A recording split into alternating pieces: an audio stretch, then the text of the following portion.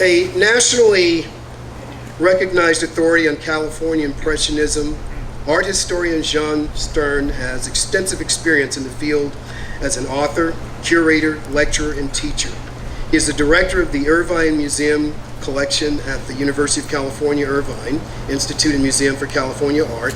And over 25 years at the museum, he has established a national presence for the Irvine Museum in the field of California art and history through a noteworthy series of books, exhibitions, lectures, articles, and video documentaries. In his career, he has presented over 250 lectures and judged and juried nearly 100 art competitions. Mr. Stern has written essays for over 25 books and museum exhibition catalogs, has presented tours and lectures on California art in numerous museums.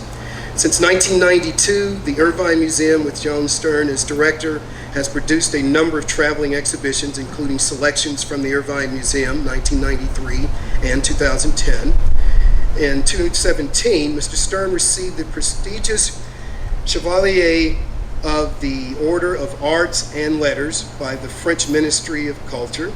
He has been presented with Lifetime Achievement Awards in the Laguna Plein Air Painters Association in 2013, by the Plein Air Painters of America in 2014, and Plein Air Magazine at the 3rd Annual Plein Air Convention in Monterey, California, 2014. With no further ado, I present to you Mr. John Stern.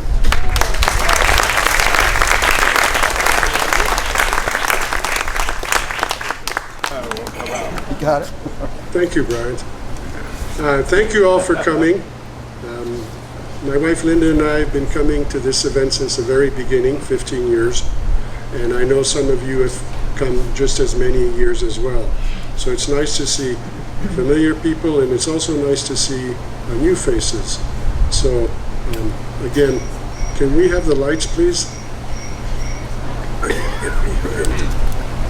I don't want to block anybody's view. So, okay, the lecture is Famous Forgers, and next please. I'm just going to start by a brief introduction. I know many of you have already seen this, so I'm going to go fast. This is my father. He was Hungarian, and like any crazy Hungarian, he joined the French Foreign Legion. And next please.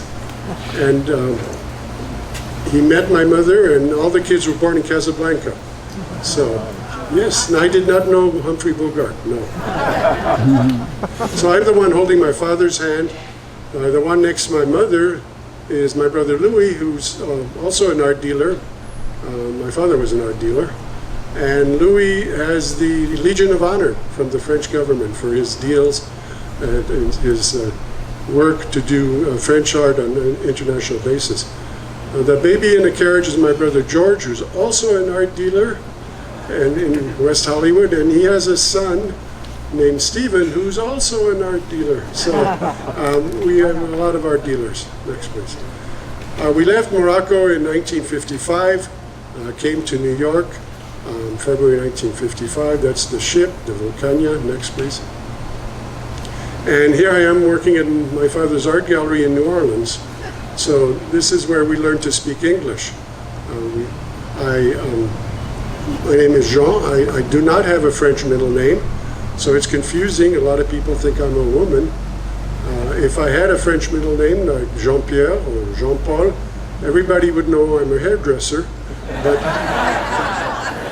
so it's had some benefits and some negative things. One of the negative things is this is my first debit card. But really, it's had a lot of good things. For one thing, if I had changed my name to John, I would not have gotten nominated to Who's Who Among Executive and Professional Women. And if I had anglicized my name, I would not get this huge discount from Vanity Fair.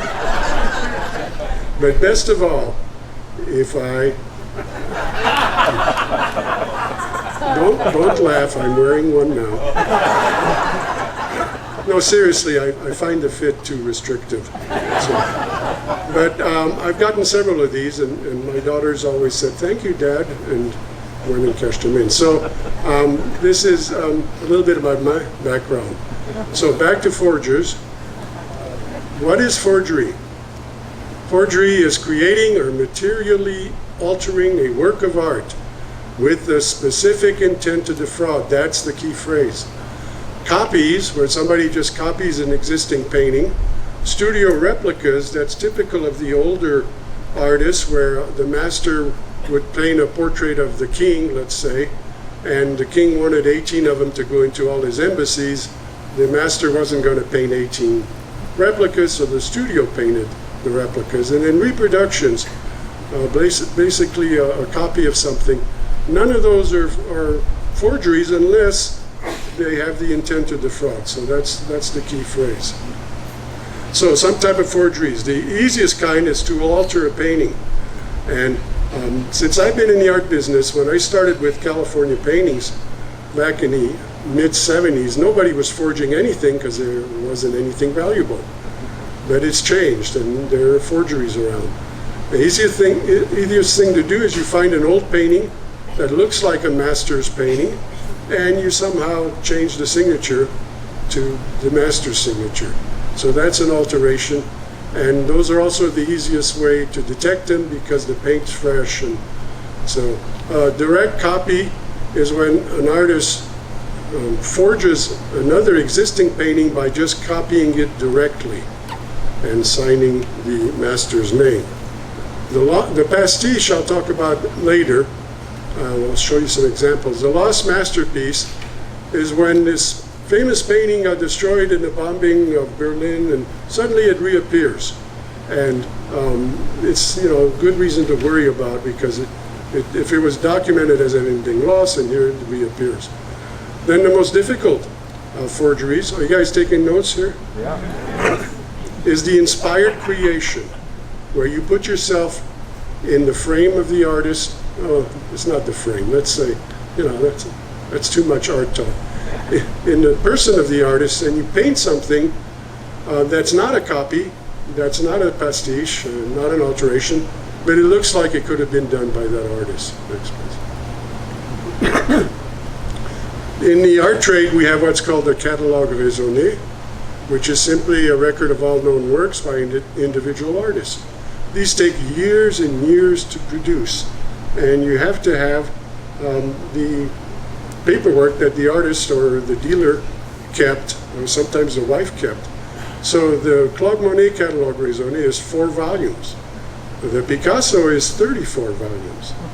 So there's an old saying in the art world that Picasso was so famous he did not need a trash can. That's nice. So one of the most serious concerns if you're going to forge is age. So paint changes over the centuries, over the decades. It changes, and you can test paint and decide whether or not it has these synthetic ingredients or whether it's natural. The supports are essentially the canvas, the board, the stretcher bars, the frame even. Those can be tested and dated. And then finally, the most important thing is to determine if there are any modern chemicals, and that's done by scientific testing. Another good test is an X-ray. An X-ray will show you what's underneath the painting. And X-ray is really very important because one of the categories I talked about was a direct copy. If you X-ray an artist's work, a genuine artist's work, you'll see the artist changes their mind. They move things around. They decide that this is no good or that's better. The copyist doesn't. It's just straight copy. So an X-ray will point that out very, very quickly. Next please. This is what original workshops or ateliers back in the 15 and 1600s, this is the paint. They were not bought at your local paint store. They did not come in tubes. They literally had to have 1 or 2 people make the paint in this large studio. And there's grinding stones, and there's all sorts of beautiful minerals. There's lapis for blue. Blue is the rarest color in the 1600s, 1700s, because it could only be made with lapis. So you don't see a lot of blue in the older paintings.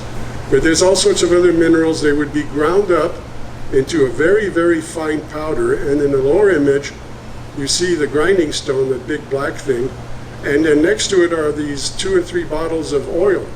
So you mix the pigment with the oil and you put it in those little pots.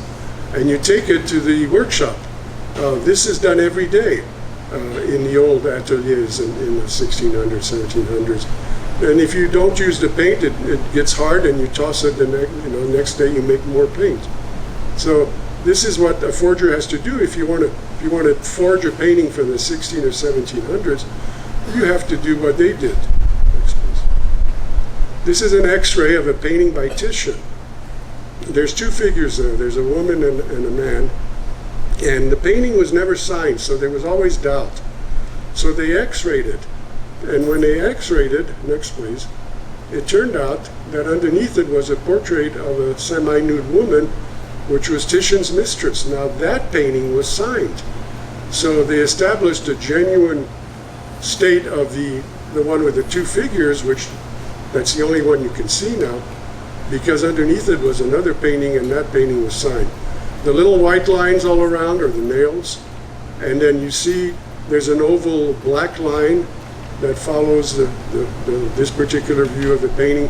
It was at one time stretched down to an oval and then later reopened out, and they had to repaint those parts where it was creased and where the nail holes were. So the black paint is new paint because it still has a lot of oil in it. The other paint that's kind of whitish or gray is old paint because the oil is pretty well dried out of it. It takes a long time to dry an oil painting. Style is very important. These are 2 paintings by the same artist, William Wendt, one of our California Impressionists. And one of them was painted in 1903, the other in 1925. Between those 19 years, 20 years, the artists changed their style severely. The one on the left is very impressionist. There's a lot of soft brush strokes. There's this huge depth, very, very deep space, and they're very soft colors. The one on the right that was done in 1925 is almost flat. There's not a lot of space.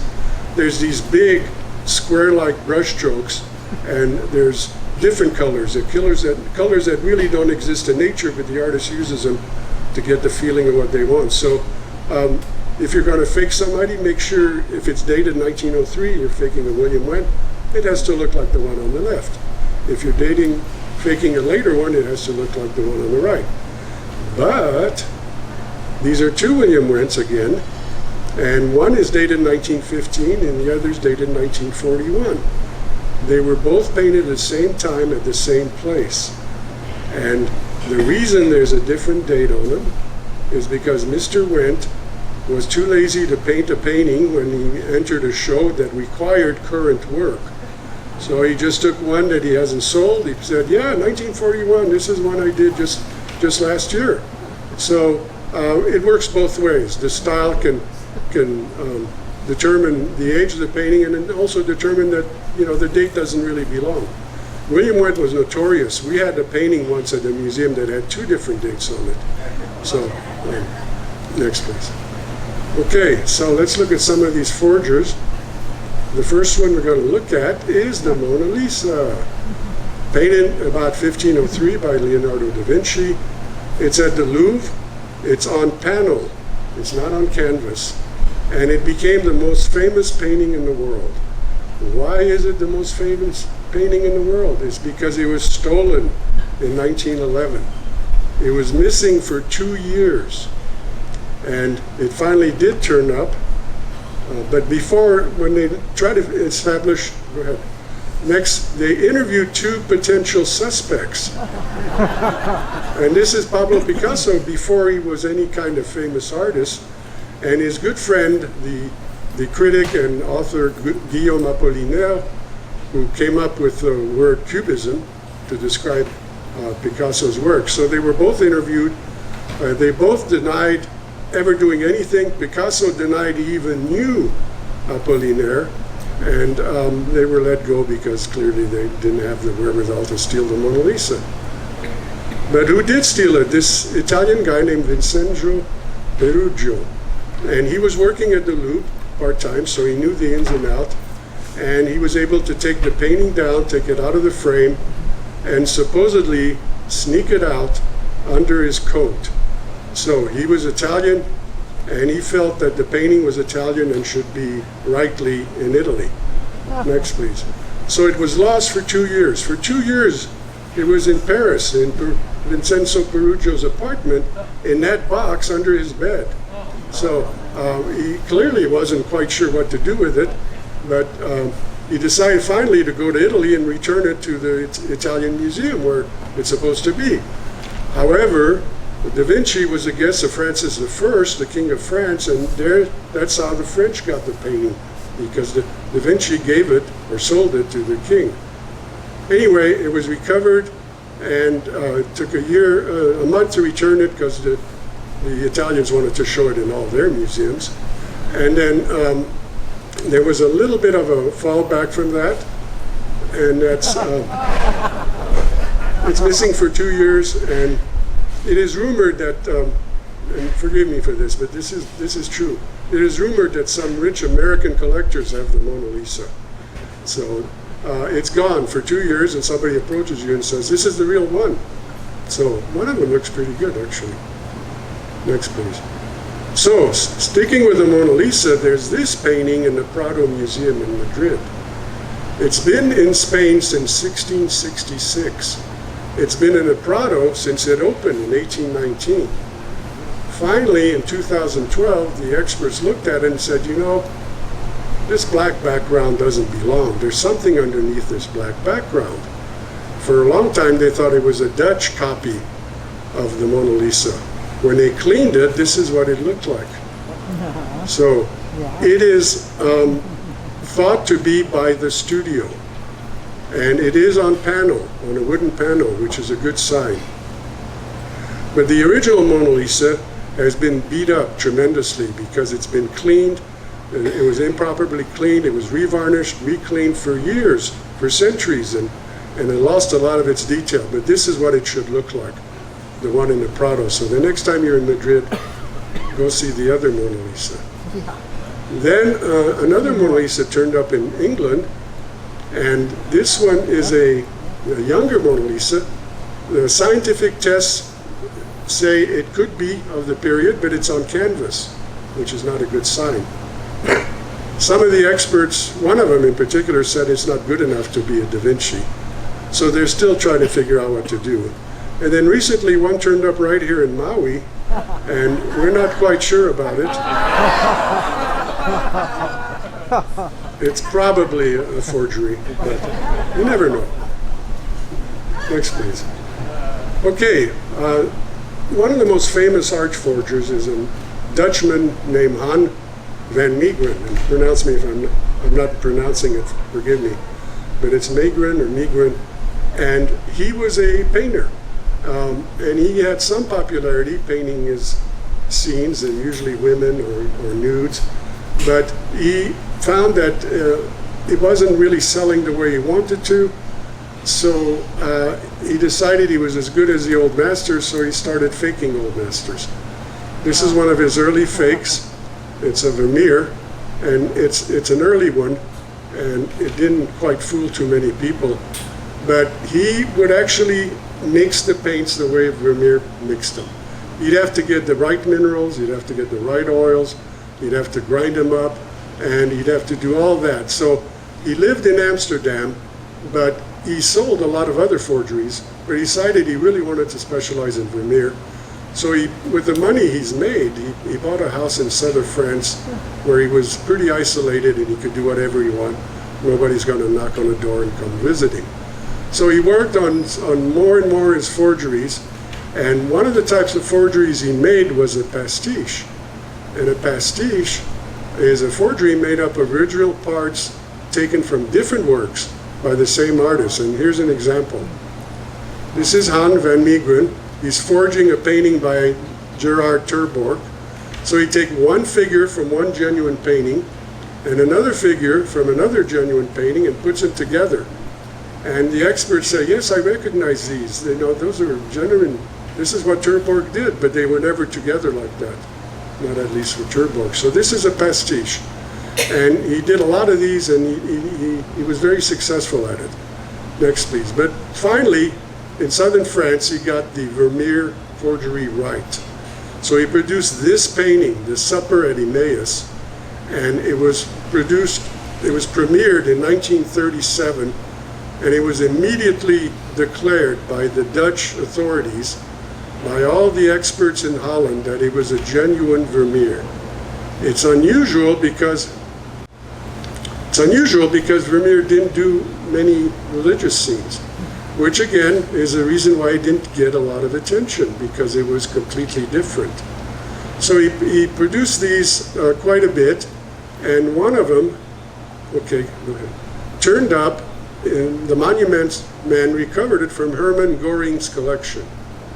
And it was religious Vermeer, and all the experts said, yes, it's genuine, it belongs in the State Museum, it's a national treasure, and they wondered, how the heck did Hermann Göring get this painting? So they traced it back to the art dealer that sold it to him, and the art dealer said, well, I got it from Han van Meegeren. And then Van Meegeren tried to get out of it by saying, well, it came from a rich Russian collectors and blah, blah, blah, but they checked on there and they figured, okay, this guy's been selling national treasures to the Nazis. So they hauled him up for trial for collaboration. And collaboration is a very serious, it was a capital offense. So he needs to clear himself of being a Nazi collaborator. So what does he do? He gets up and says, the painting is not, as you assume, a Vermeer, but a Van Meegeren. I painted the picture. And all the experts say, yeah, sure, he's just trying to get out of it. He couldn't possibly paint this painting. So he said, okay, give me all the materials I want, and I'll paint you a Vermeer in the jail. Next, please. So here he is, and he's painting his last forgery of a Vermeer. You notice on the table, he's got all sorts of things, but there's maybe one or two paint tubes. The rest of them, he had to make the paints just the way Vermeer's studio made them. So he paints this Vermeer called Jesus Among the Doctors, and everybody finally says, oh my gosh, he did paint those paintings. So next, please. So he's cleared of the charge of collaboration in 1947. However, he was convicted for income tax evasion because Hermann Göring paid a lot of money for that painting. He was sentenced to 1 year in jail, but he died before he could start the sentence. But the trial made him a national hero. Here's the guy that stuck it to Göring. So his paintings, which nobody really wanted, now everybody wanted his paintings. And they became worth faking. So, and who was the best faker? His own son. He not only forged the paintings, but he signed certificates in court saying, yes, they were by his father. So, anyway, next please. So this is John Myatt. As I said, if you're going to forge an ancient painting, you got to get into the ancient techniques. So it's a lot easier to forge the work of an artist who died recently. You want to be sure they're dead because they're the highest authority on what they painted. So John Myatt, born 1945. He was he was a teacher and a songwriter. He actually had a hit song in the British charts, but he was a teacher, and in 1985 his wife left him, and he had to care for his children, so he started a business of copying, not forging, copying old masters, and he did very well. Next, please. These are some of his copies. So they were not signed with the original artist, they were signed with his name on them. And in time, there's another set here. That's the original. I mean, who's going to buy Van Gogh's Starry Night? Next, please. It turned out this man, John Drew, was his best customer. He bought like 200 of his paintings. And he kept asking for specific artists because he had friends that wanted, that couldn't afford a painting. Could you copy this painting? And it turned out that he was signing them with the name of the artist and selling them and making a lot of money. And he was paying the artist about $200 a painting. And when the artist found out, he threatened to go to the police. And Drew said, "I'll tell you what, I'll give you $2,000 a painting." And he said, "Okay, let's do it that way." Next, please. This is one of his forgeries. You can tell it's a forgery because it's signed Claude Monet. Next, please. This is a forgery of Georges Braque, who was Picasso's best friend and one of the originators of Cubism. Again, it's got Georges Braque's signature on there. So this went on for several years, and then finally, the police got wise to it. And Mayat, the artist, was arrested in 1995. He cooperated fully. He said he really didn't want to do this, but he had to support his kids, and he told them he had painted about 200 of them. They only recovered 60. So, which brings me to the caveat here. If you guys see one of your paintings, I don't want to hear about it. So they were tried, and they were convicted. Mayat, the artist, was sentenced to 1 year in prison, but he was released after 4 months. Drew, the guy that made all the money, was sentenced to 6 years, but was released after 2 years. And the motto, the message is, if you're going to forge, do it in England. Next, please. This is another very successful forger, Wolfgang Beltracchi. His real name was Fischer, but he married a woman, Helene Beltracchi, and decided that name was a lot more exotic and important sounding than Fischer. So he was a forger, and she didn't know about it. And then after they got married, he finally told her, I've been earning a living as a forger. He said, "Oh," she said, "I'll help, and I'll get my sister to help." So this is when you get into the mind of the artist. He said, quote, "The trick is to paint a picture that doesn't exist, and yet that fits perfectly into an artist's body of work." So this doesn't become a copy. It doesn't become, something that was changed or something that is in some famous collection. It becomes a lost masterpiece that just comes out. And one of these that he painted, the forgery is on the right. The artist André Derain is one of the important folk artists in France, and very expensive work. Beltracchi forged his work and was able to sell it for a lot of money. Next, please. Another artist is Max Beckstein, who was a expressionist, German expressionist. You don't hear too much about him, but he sells for a lot of money. One of his paintings, the one on the right, on the left, sold for $2.1 million in 2016. The one on the right, the forgery, was painted about that time, and it probably sold for that kind of money. Next, please. Then there's a minor artist who's really coming important, is another German expressionist, Heinrich Campendonck. An original sold for $1.2 million in 2016.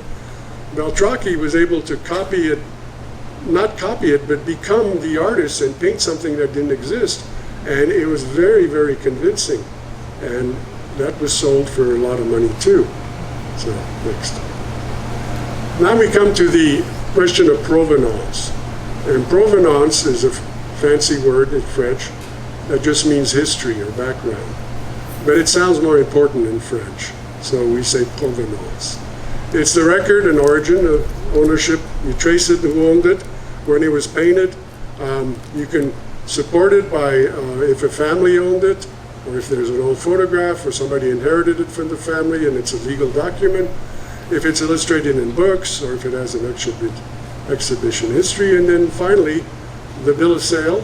And if the bill of sale is lost, some other bill of sale from a reputable gallery that would have sold it to the current owner. So provenance is very important, but it is also easy to fake. So next, please. This is one such photograph. This shows a little old lady in a house with some valuable paintings on the wall. It turns out that the woman in the picture is Helene, the wife, posing as her own grandmother. And those are the forgeries that the husband painted. And he got an old camera. He took the picture slightly out of focus. He found some old printing paper with that little jagged edge thing, which was real popular in the 30s. And he printed a whole bunch of these pictures, various views of the family collection that had been in his family for 3 generations.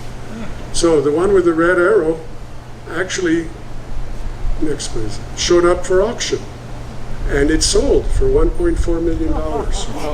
It's by Max Ernst. It's called Earthquake, Tremblement de Terre. And it sold for $1.4 million until the sale was reversed. So that's how good Beltracchi was and actually still is. Next please. So one of his forgeries of a Max Ernst was displayed for 4 months at the Metropolitan Museum in New York. Steve Martin, the comedian, bought a Campendonk for $860,000 from a Paris gallery. He got his money back through the gallery. Daniel Philippaki, a very rich French magazine publisher, paid $7 million for a fake Max Ernst. So this guy made a lot of money. So they were caught finally. They were tried. In 2011, they found guilty of forging 14 works. He claimed he had forged over 200. And those 14 sold for $45 million. So they had to return that money, which they had. He was sentenced to 6 years of open prison, but served only 3. Open prison in Germany is if you're on good behavior and if you have a job other than forgery, you can go to work and then return at night and sleep at the prison. So he did his time, and he paid millions in restitution, which he had.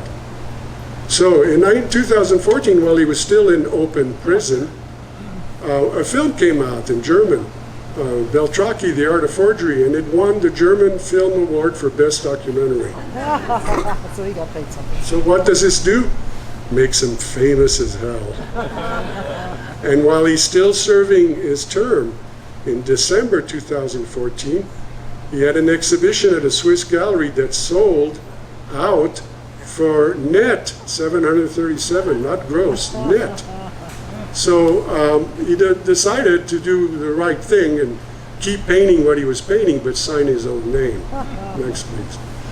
So, according to the BBC, he's making millions from selling his own paintings, and apparently everybody in Europe wants one of his paintings. This is an interesting character, a guy named Mark Landis. He was born in 1955, and next please. His father died when he was 17, and that really shocked him. And he was diagnosed with schizophrenia, was in a Kansas mental hospital for 18 months. When he got out, he had a job, but he decided to, in 1988, to donate a group of Maynard Dixon illustrations to a museum in California, not our museum, in memory of his father. And the problem is they were all forgeries. And he kept doing that for years, for over 22 years. He forged and donated work to at least 46 museums and nonprofits, meaning churches, hospitals, in more than 20 states. Next, please. He found it easier to donate to the church if he showed up as a Father Arthur Scott. So this guy wasn't quite all there. Next, please. Okay, on top is one of his forgeries. This is a small painting. It's probably about 7 by 11, 12. And below is the original by Charles Courtney Curran. Landis was an excellent copyist. That's one of the things you need to be a good forger. So that probably leaves most of you out. But he did this same painting over and over again. He donated a copy of this painting to at least 6 of his nonprofits. And they were happy to get him. But he was very smart. He never gave them to any big museum because they would have checked it out. He gave them to smaller regional museums. Next, please. Here's his forgery of a Paul Signac watercolor, and below is the original. Very, very good copy, and he copied it out of a book. He didn't have the original in front of him. Next, please. And this is a detail. How good a copyist was he? The one on the left is his, and it is exactly like the one on the right. which is by Stanislas Lépine, French Impressionist painter. Next, please. So, he also got caught, but no one ever lost money, and he never profited from his forgeries. He never sold them and never took a tax deduction for his gifts, so there was no legal action they could take against him. And now he's painting his own little forgeries, but signing his own name and doing very well. This is one of the most famous forgers, a man named Elmer Dohori.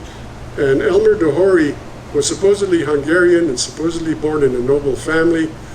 He was interviewed at least a dozen times, and his story never matched with one or the other. He just kept making things up.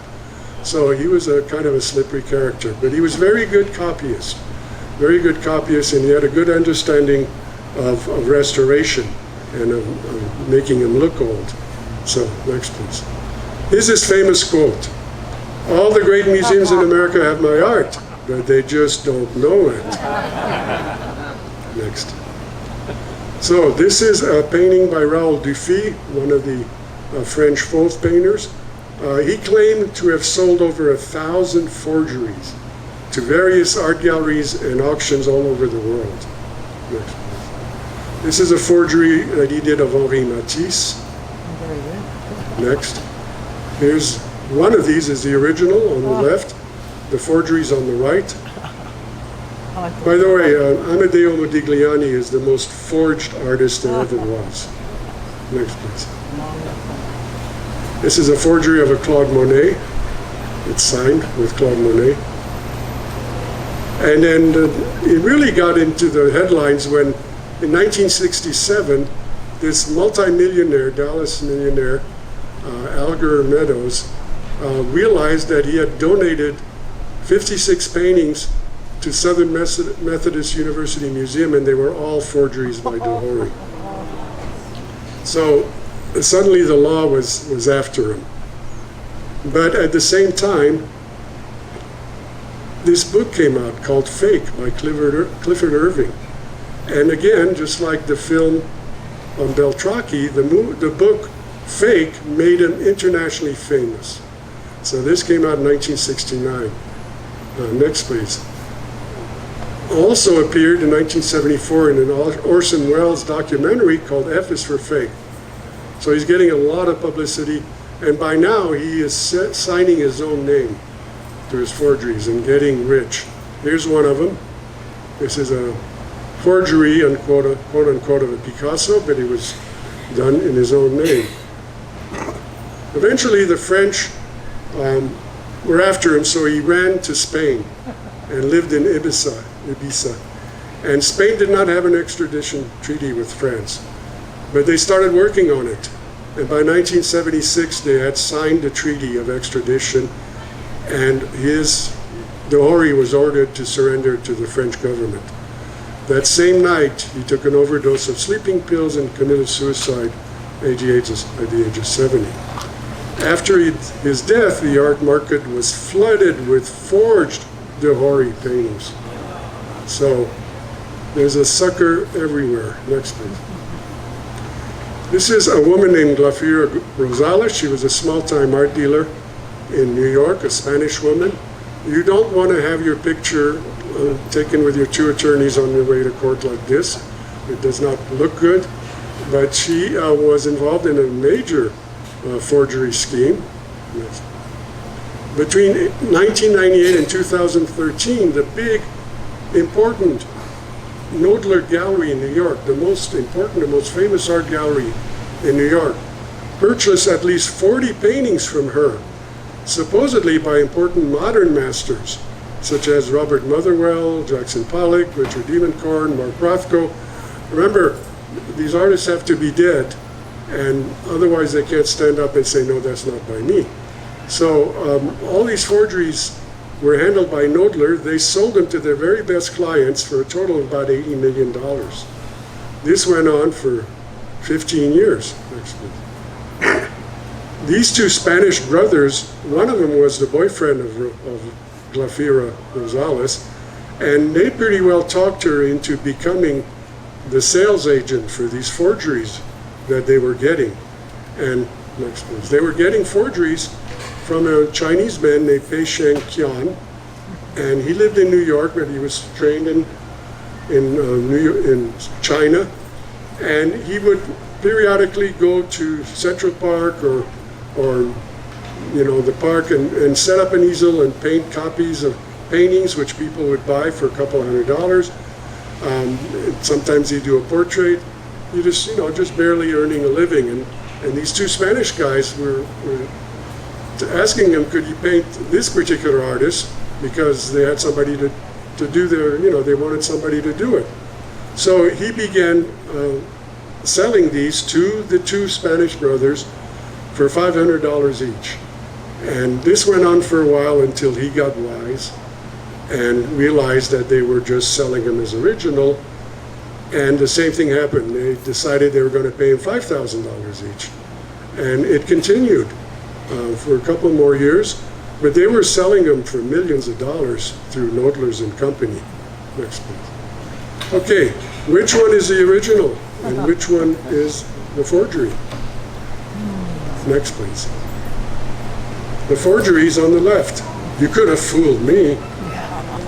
But look at that. The Richard Diebenkorn sold for $11 million in 2013. This is the time this forgery was sold. Right about 2013 also. So lots and lots of money. Next, please. Robert Motherwell, another important abstract expressionist, did these large paintings of mostly black and white things. And the one on top was forgery, which Knoedler sold for a ton of money. The lower one sold at auction for $10 million in 2019. Next, please. Okay. I mean, I don't know. They look identical to me, but the forgery on the left, the original Mark Rothko sold for $40 million in 2015. Next, please. This is a forgery of, guess who? Jackson Pollock. My very first art history teacher, back in 1963 at Valley College in Van Nuys, when he showed the pictures of Pollock, he would call him Jack the Dripper. And that stuck. So this is a forgery. Next, please. This is another forgery, except they misspelled the name. So everything came to an end, like all good things. In 2013, the woman, Rosales, pleaded guilty to federal tax evasion and money laundering charges. Why these charges is because when she sold a painting, the Spanish brothers sent the painting to Spain, the money to Spain. So that's money laundering. As part of the plea deal that she had, she forfeited $33 million, which she had, and is going to have to repay maybe as high as $81 million, which is essentially what Knoedler's would have to repay. The Chinese guy avoided prosecution by fleeing to China. The two brothers fled to Spain, but the U.S. filed extradition against them, but they successfully fought it back in Madrid, and they got to stay in Spain. Next, please. So the gallery, which was founded 154 years, in 2011, they sold this building on 19 East 70th Street for $31 million. And then they continued as a gallery for a few months, and then they issued that they were just closing. So they had to repay a ton of money. Next, please. Okay, today, very recently, 2017, this big Modigliani exhibition in Genoa, Italy. There were 30 paintings in the exhibition, 21 of which were by Modigliani. Next, please.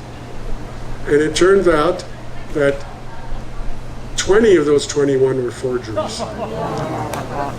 He is the most forged artist there ever was, and it has continued to be that way.